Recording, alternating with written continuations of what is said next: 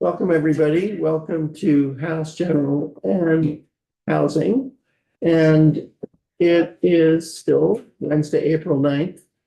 And we are now going to introduce just a number of bills. And by introduction, we mean the author of the bill has a chance to talk to us about what the bill means for a few minutes. So the first is H 362, which is an act relating to state recognition of Native American tribes and the Truth and Reconciliation Commission. Troy, introduce yourself and take it away. Thank you, Chair. My name is Troy Hedrick. I'm a state representative from Burlington. And as the Chair indicated, we are talking about H 362, an act relating to state recognition of Native American tribes and the Truth and Reconciliation. And I will start by expressing my sincere gratitude for the opportunity to present this bill. I do acknowledge that this is an emotional topic. It's got a complexity to it with some genuine hesitancy and resistance. And I can appreciate that and I understand that. And I know that my continued advocacy on this topic may surprise some.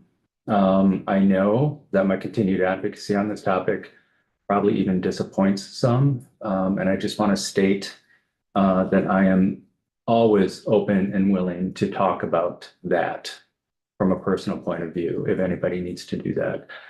In my role at the university, I'm very accustomed to being the disappointment as I make decisions that involve student status.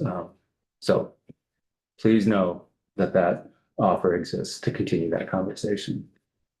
I have taken to beginning my bill presentations with kind of a three-tiered goal, and I'll just express those here. My C goal with this introduction is to perhaps have folks in the room at least leave with an understanding of where I'm coming from, not an agreement with where I'm coming from, but an understanding of where I come. You can explain why Troy is in the room. My B goal is always to perhaps inject motivation to learn more, right? To identify that not me, the listener, has a realization that this is a topic I don't know a lot about or enough about, and perhaps I need to do some reading or some research on my own. That's my B goal. My A goal is always, let's start moving some policy, important topic, and this is a good bill to do that with. So you can decide where we are at the end of this 10 minutes. I'm going to just start with some historical context for those, and I'm going to do this very briefly about why I think this is an important bill. And I'm going to start with the undisputed parts of this, meaning this is well researched, this is well documented. If you were to do the research, even a quick Google search, you would come up with this. The first point I want to make is that the Odanak and the Wallanack are undisputed as having been the original inhabitants of what we now call Vermont.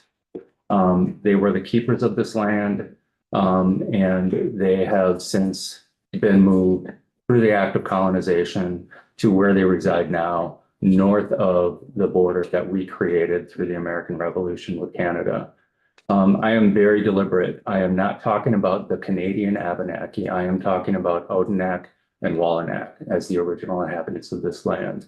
So when you hear the land acknowledgement statements that talk about Vermont as unceded territory, those are the people we are talking about who have not ceded this territory, the Odanak and the Wallanack, and I want to be very clear about this.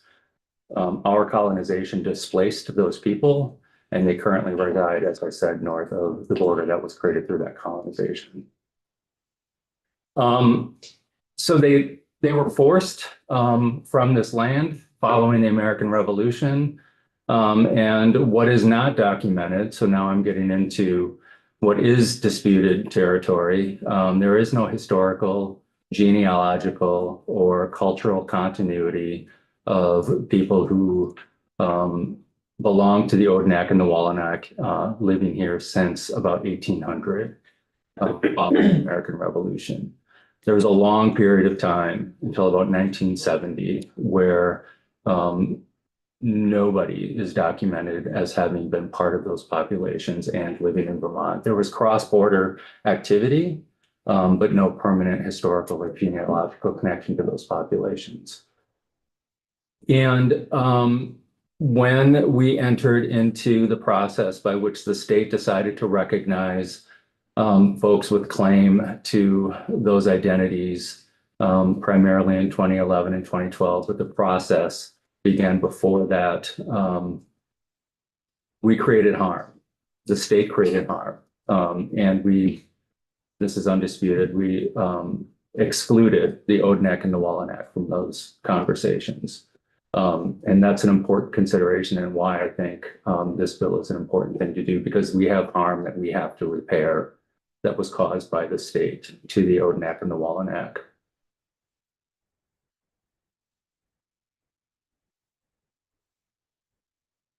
What has happened since the state recognition process is that we have created what's in the logical fallacy kind of lexicon as what's known as an appeal to authority.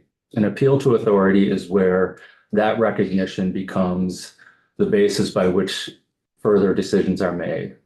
So some analogies. 4 out of 5 dentists who chew gum recommend Trident or whatever it is, right? That's an appeal to authority. Well, if a dentist is saying it's okay, it must be okay, right? That's the end of sort of the logical argument to be made there.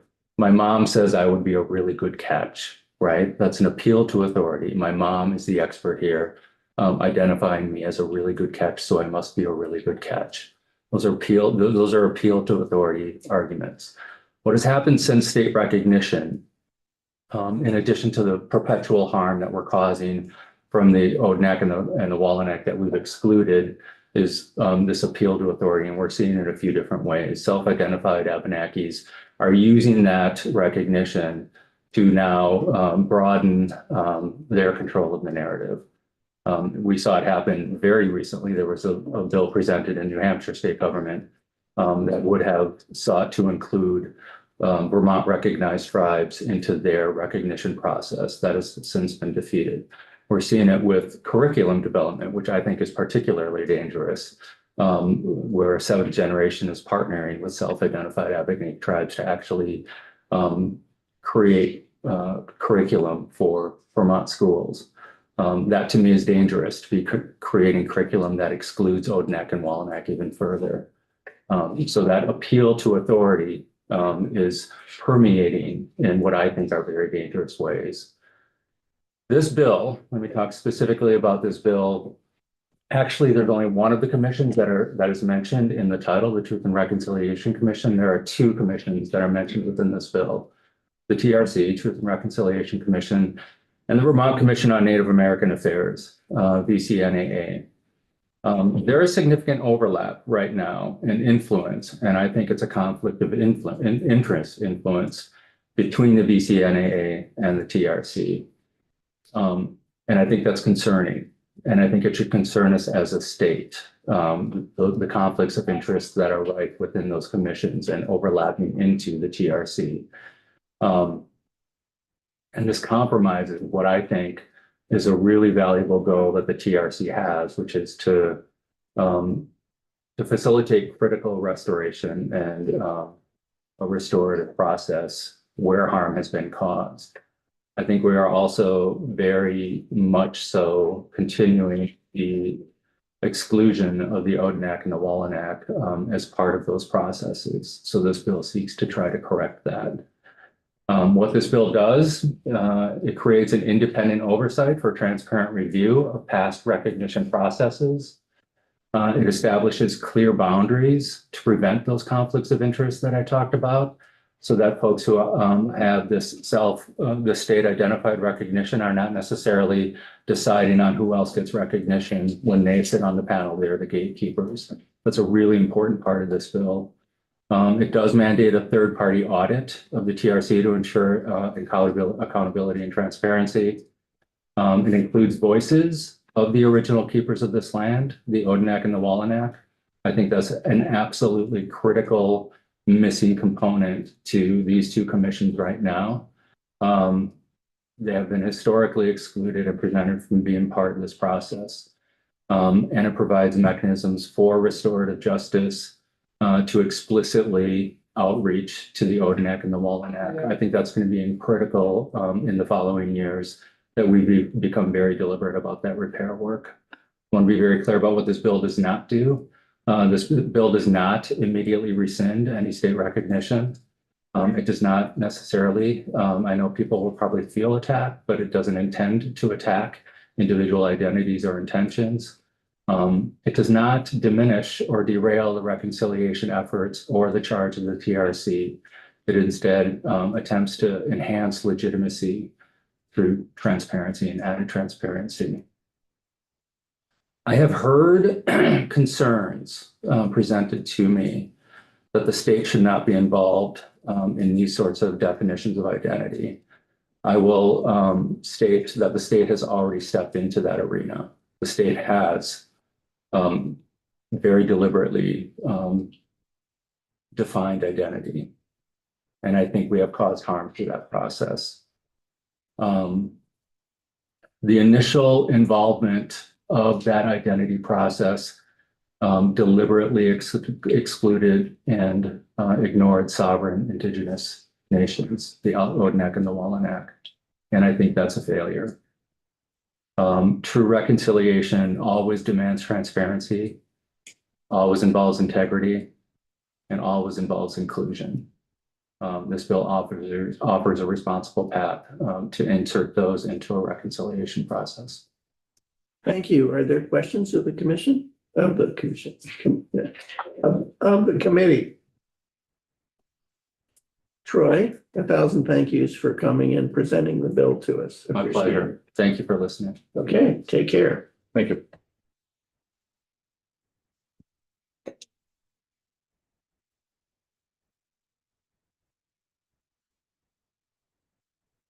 Our next, Chloe, have you been before this committee? I have not. Well, I think we should introduce ourselves. Oh. Want to start? Sure. Hello. Emily Proudnow, Chittenden 9, South Burlington. Hi. Danielle Matt, Laurel, Washington District. Hi. I'm Elizabeth Burrows and I represent Windsor 1. I'm Mary Howard and I represent Rutland City District 6. Hi, Gail Basil, Chittenden 20, Colchester. I'm Debbie Dolgan. I represent St. Johnsbury, Concord, and Kirby. Hi, Tom Charlton, Athens, Chester, Wyndham, and Grafton. Joe Parsons, Groton, Topsom, and Newbury. Ashley Bartley, Fairfax in Georgia. And I'm Mark Mahaly, Calais, Plainfield, and Marshfield. You want to state your name for the record and then take it away? Of course. Yeah, thank you all for the introductions and for having me. My name is Chloe Tomlinson, and I represent Chittenden 21, which is Winooski. And I'm here today to introduce House Bill 399, which is an act relating to tenant rights. And I think many, if not all of us, are here in this room today because we really care about addressing the housing crisis. We want to live in a Vermont where there's sufficient quality rental stock for all who live here and for those who come to the state and hope to contribute to our communities. A Vermont where no renters are paying a burdensomely high percentage of their income on rent, and where unsheltered homelessness doesn't exist. However, I think we're all pretty aware that in our state, we have over a half of renters are rent burdened. We have very low vacancy rates that are at an unhealthy level. And we've been consistently seeing evictions and unsheltered homelessness on the rise. And so a really key part of addressing our housing crisis is ensuring renter protections and making sure that we're supporting people who are currently housed to not become unhoused and preserving access to stable housing as we work to also expand it. And I know that the legislature has recognized the importance of this issue and formed the Landlord Tenant Study Committee, which met last year, and a number of you were involved in and had leadership on, and that this committee has also heard the report from that committee, and I really appreciate that work that took place. And this legislation that I'm introducing today that's before you draws from those discussions and includes a number of provisions that were considered by that committee and in that report, and also other pieces that are currently on the wall here in this committee. So rather than going into the detail on those provisions, which I think you've probably heard about and learned about to some degree. I really want to talk about the why it's really important to take time on tenant protections in this session.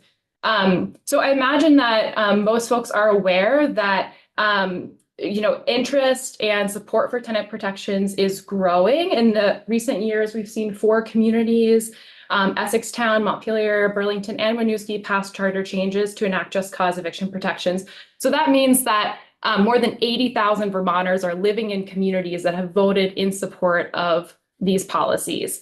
And action or sort of, support for those protections is only growing. In my community in Winooski, we first voted on just cause eviction in 2023, and it passed with 73% of the vote.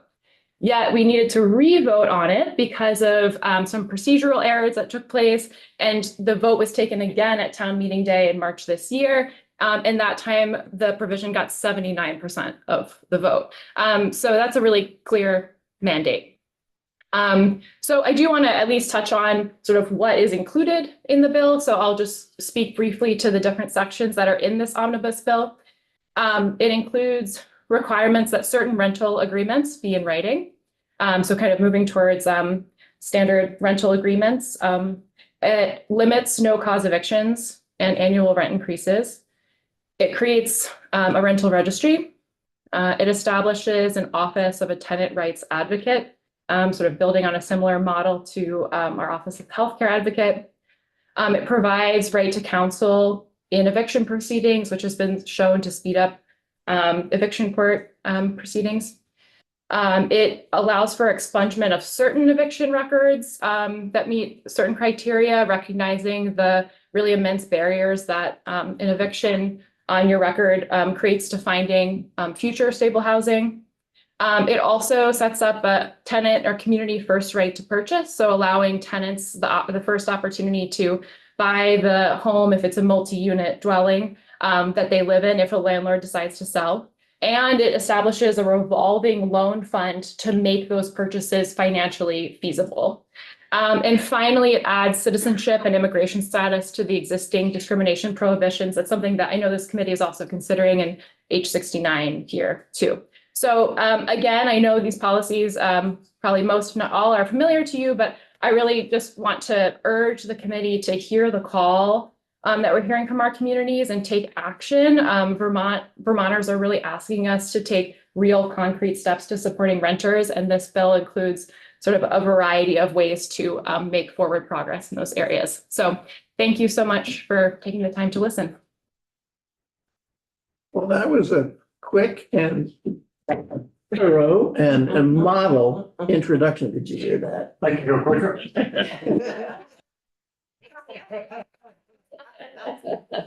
So, yes, What please. was the appropriation for the bill? That's a good question. I mean, I think, that these were rough numbers. There was 4 million from the general fund to DHCD, part for funding the Office of Tenant Rights Advocate, and the other part for specifically legal services to be provided through the office. Other Great, questions? thank you. Yes. Didn't we have rental registry in our housing bill and it was, What happened is our housing bill, rental registry was controversial. But yet we wanted to see if we could find the data. And what we did, do you know about this? We found that the combination of the forms that landlords file in order for tenants to get rental credits, when you put that together with the computer aided, what is it called? Mass appraisal, CAMA, that local governments do. The feeling was that the state agencies involved could put those two together and be close to, but not exactly the same as a rental registry. But so, yeah. I'm just curious, you mentioned there was a right to renew, I assume, right? A right to renew a lease. I think that would be considered a part of the limiting no cause evictions. Right. was there, and then a cap on increases? What's the cap? In this bill, it proposes CPI +1 or 5%, whichever is lower. Of course, these are numbers that, there's a lot of different numbers and Sure. considerations for that. That's just what's in this bill, yeah. Go ahead, Gail. So Elizabeth asked more than one question often, so now I know I can ask. So, Knowledge is a dangerous thing. so when you mentioned about, when an owner sells, Mhm. are you talking about multiple apartments, or let's say it's a 2-family or 3-family house? Yeah, so in this language, I believe it's only for properties that are 3+ units. So it's only for like multi-unit properties. Okay, Yes. Mhm. And it's modeled off of the similar, I think there's COPA for mobile home communities as well. But it's drawing from similar policies, yeah. Yeah, you're aware we do have a bill in committee. It's somewhat similar. I think there's probably I mean, this is touching on multiple other bills. So yes, I am aware. Yeah. Thank you. Any other questions? Can you just repeat, you said the rent caps were pinned to the CPI or just to make sure I'm getting this right. CPI plus 4 or 5, CPI +1 or 5%, whichever is. Is lower is what's in the language here. Yeah. Thanks, Chloe. Thank you for coming. Thank you for presenting it. Thank you. Thank you all for your time. Appreciate it. Our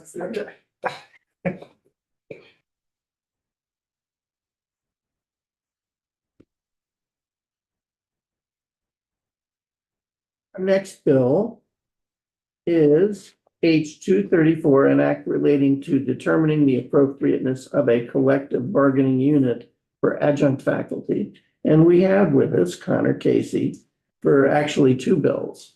So Connor, why don't you introduce yourself, and you can do 234 and 485. All right, thank you, Chair, and good morning, committee. It's lovely to see everybody again here.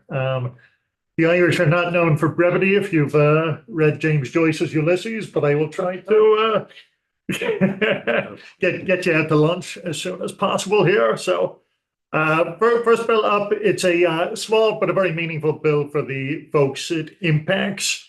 The bill would essentially ensure that adjunct faculty in both the State College system and UVM would be included in a collective bargaining unit, either on the effective day of their employment agreement when they sign that contract, or the first day they start teaching class, whatever comes first out of the 2 of those.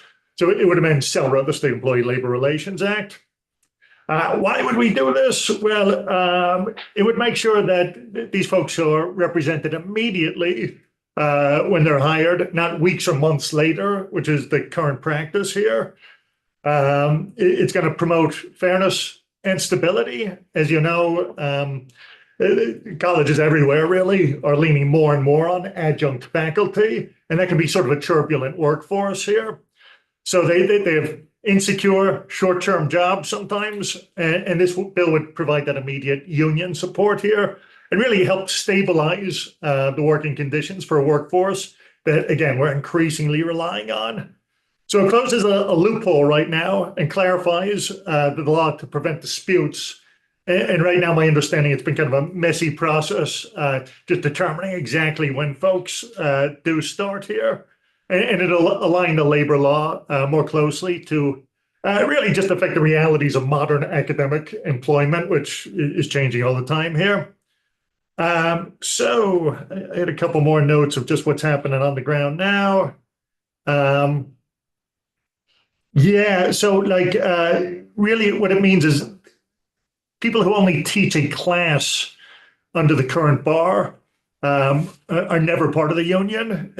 So that means like newer faculty If they fall out of the unit, they have to go through like 3 semesters or 6 credit hours all over again to like rejoin the union. I just, forgive my ignorance. Yeah, sure. Are adjunct faculty now covered under CELRA or any of the? Yeah. Are they covered at all? Yeah, so like, so the way it's been working is the original part-time unit determination over the board there. It says that part-time faculty, which be adjuncts as well, have to go through 3 semesters, right? Or 6 credit hours in an academic year to be eligible for the bargaining unit. So that's how it works right now. This bill changes that, again, first day they start teaching or when they sign the contract, they're in the union. So for example, someone like the chair of this committee who happens to teach at the That's right, law yeah. school for one class or one semester. I'm simultaneously asking a question and revealing a conflict of interest. That person would not now be covered because that's all I do. So I don't teach 3 semesters. It would be, right now, you'd have to be kind of quasi-permanent. You'd have to teach 3 semesters Yes, yeah, at the Vermont State College. that's correct, yeah. And is this only, we're talking about the Vermont State College, we're talking about the state institution. Sure, it impacts UVM as well, though. Yeah, so, but it doesn't impact me. I wouldn't be able to join a union. Well, hell. Okay, go on. So like, you know, that's it in a nutshell. Yeah, and it's a very short, simple bill, but, you know, whatever, immediate and very real impact on the folks who would be eligible for these units. I think I was talking to a union organizer there, and I'll just read what they said. It's incredibly messy. It's a unit where people are going in and out. Hard to get a handle on who's in the unit because of that. It would be easier for all parties, management and the union, if there was just no delay in joining there. But right now it feels like there's a gray area. Folks are a little confused. It sounds like it'd be easier for the labor board, the unions, and for management if we could just tweak this.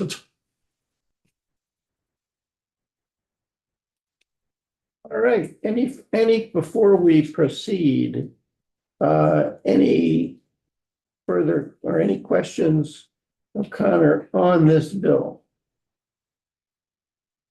Pretty quick, huh? Yeah, you can smell that chicken parmesan. To get out, all right. But that's because it's a short bill. Well, my next one's even shorter. It's a short form. Ready to roll, Chair? Yes. Okay, H 485.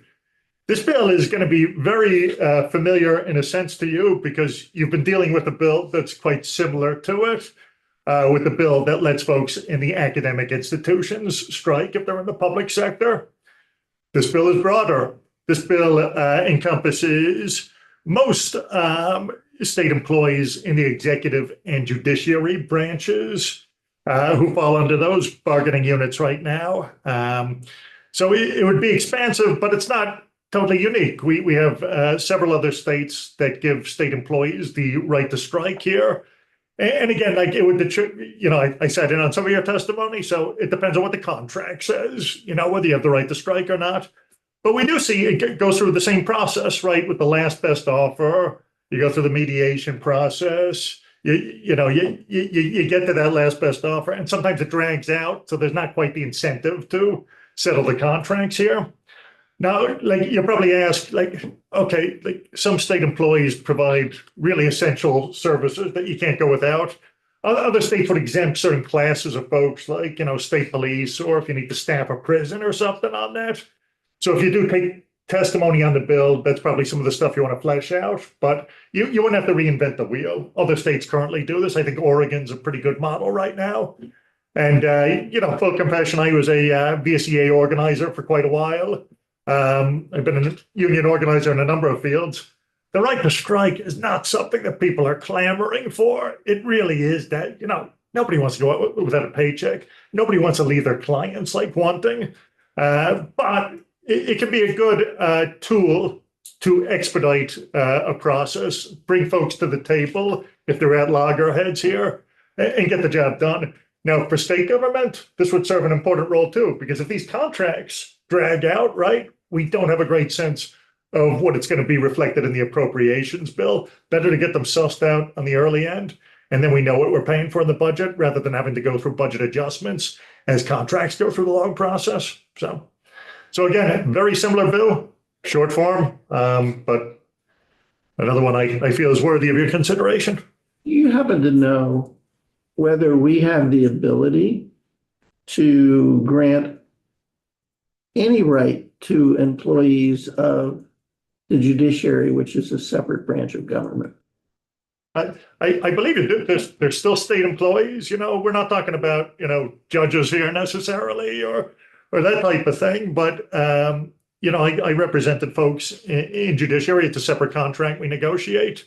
They provide an important service to us to make sure we get past some of these court backlogs and move. And I'm quite sure we have the right to do that with judiciary, and I think we should. Questions? Look at that. This was 7 minutes altogether. 7 minutes for two bills. My God, we're cooking with gas today. Well, thanks very much, everybody. It's lovely to see you as always. Cheers. Thank you, Colin. Take care.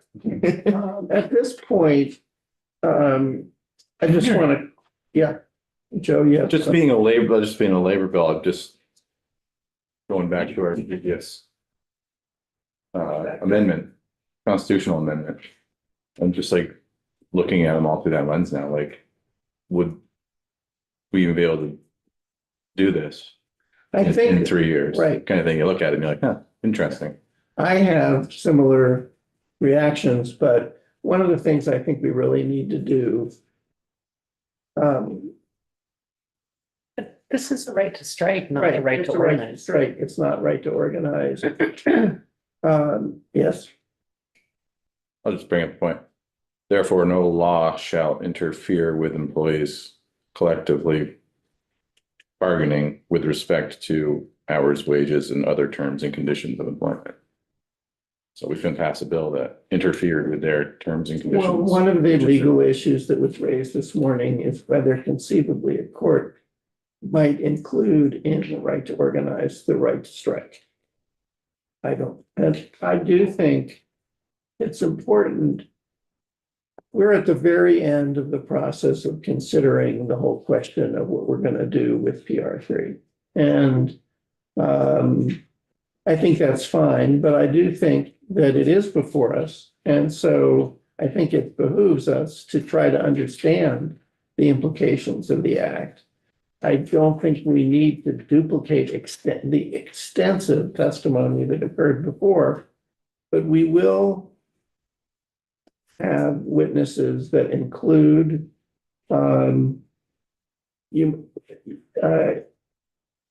people who run human resources department for the state, for this body, and we will have, I hope, union representatives as well who are capable of trying to answer some of the or opine on the legal issues that were raised this morning. I think it's great that we have a legislative council who is really expert in this area, has a lot of experience in the area as well. But I think we also need to hear from the labor unions and others. So we'll do all of that. I'm hoping, Joe, that by the time we get through that, we'll have a better idea and be able to say a little more than who knows. I would hope so, because that's how it ended with me last year of, I guess, the Supreme Court gets to decide. The only thing I can say to that is my experience is that broad constitutional provisions always end up needing litigation to clarify what they mean, even if they're self-executing, such as the takings clause, thousands of cases, or the First Amendment, thousands of cases. So, but I don't think that means you don't ask, well, what does this mean? What are these questions? I mean, I think we have an obligation to at least look at that. Tomorrow, so After This the afternoon. floor at 1:45, we will have another roughly half an hour testimony on federal funding.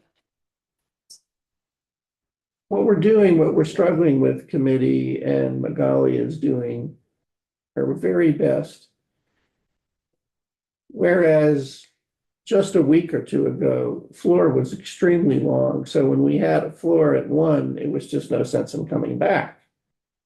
And then last week, a whole bunch of committees were sort of caught flat-footed because the floor was half an hour or 15 minutes and we lost a whole afternoon, which, as attractive as that may be to some of us on a Friday afternoon, does limit the amount of work we can do. So what Magali is trying to do is get us testimony in the afternoon after this, or for Friday, if it's very short, which it may not be, time in the morning as well. We will tomorrow, so we'll have something this afternoon. Tomorrow, we're going to seriously undertake a look at the Senate housing bill, S-127, remember, which is now with us. They have our housing bill, we have theirs. Fairly soon, just to confuse you all, fairly soon, we're going to have to decide, and that's really a leadership decision in both houses. Which bill are we going to use as the vehicle? I mean, it's okay to have two bills for a while, but it's confusing up after a point. And so it'll either be the Senate bill, which we have over here, or it'll be the House bill, which they have over there. It doesn't change the work we do. It really doesn't. Because one way or another, it's just going to get, the work we do is going to get dropped in to their bill. And if they don't agree with it, then it's going to come back here. I mean, we're going to have a second shot. Or if it's their bill that's here, then it's going to go back there and they'll have a second shot. So one way or another, the two committees are going to have to agree on substance. And from our perspective, what we've done is we've looked at what are the parts of their bill that are not in our bill, okay? And we've taken a look, and Magali's done a great job in lining up witnesses who can testify tomorrow at 9 o'clock. We have 7 witnesses. And those witnesses are not just anybody. They're people, in fact, people we've heard from a number of them who can testify on stuff that's in the Senate bill that's not in our bill. That's what we're focusing on. After that's done, when we're done hearing those things, then we have to have committee discussion and we can mark up their bill. We can tell Cameron, okay, this is something we like. And okay, if it's their bill that's going to be the vehicle, we'll just tell them to shove it in their bill. If it's not their bill that's going to be the vehicle, we'll just tell them to write it up. And then we'll give it to them and they can stick it in our bill. You know, which they will, presumably. So one way, right now, I don't know the answer to which one will become the vehicle, but what I'm trying to explain, our work is the same either way. And our work is to review the provisions that are new to us that were in their bill, with one exception. The big exception is everything having to do with finance. They had, remember, we've heard a dozen pages on tax increment financing. That's over there in Commerce. Commerce does not have possession of the bill. We have possession of the bill. It doesn't matter. There's nothing that prohibits them from hearing testimony and writing something up, which they're going to do. And when they're done, they're going to give it to us. We'll look at it, we'll go over it, we'll discuss it, and then if we're happy with it, we'll dump it we'll dump it wherever we're dumping things. I'm not sure. Okay?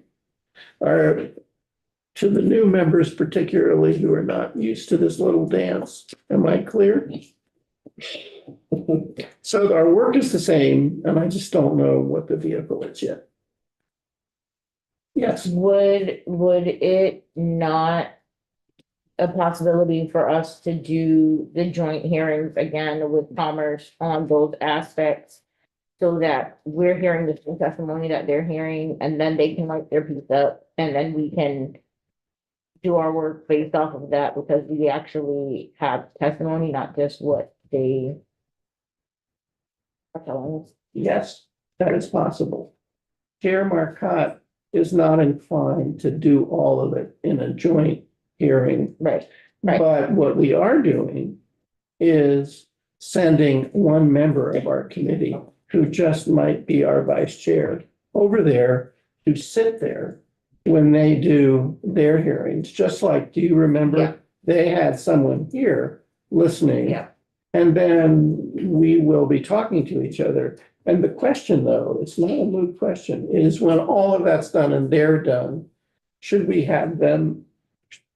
Should we have one of them over here, like Edie Granning or somebody, or whomever they designate to present their work to us? Should we have Cameron do it? Should we have a joint hearing where it's just, we all sit down together and just do it? And we'll have to decide. Okay. Anything else from any other members? So we are coming back at 1:45, unless the House floor should go longer, but it's not likely to go longer, I don't think, right? I will see you all then, and thank